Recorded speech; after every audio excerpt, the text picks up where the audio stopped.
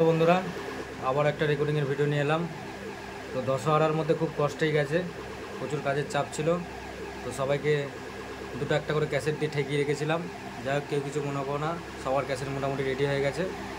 তো এই মুহূর্তে এখন কাজ চলছে পূর্ব বর্ধমান জেলার বিদ্যপাড়ার মা শীতলা সাউন্ডের 16 মাল। সেটটা অনেকে চেনো। তো এই মুহূর্তে সেটটা কুলকুলিতলা বিটরা সাইডে বাজছে। আগামীকাল কম্পিটিশান আছে, জোরদার কম্পিটিশান একটা মারাত্মক।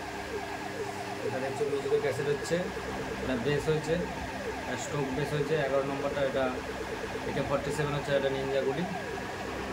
তো এই দেখতে পাচ্ছ জিৎ, এ হচ্ছে মা শীতলা সাউন্ডের মালিক, ওটা জিতের সাথে এসছে।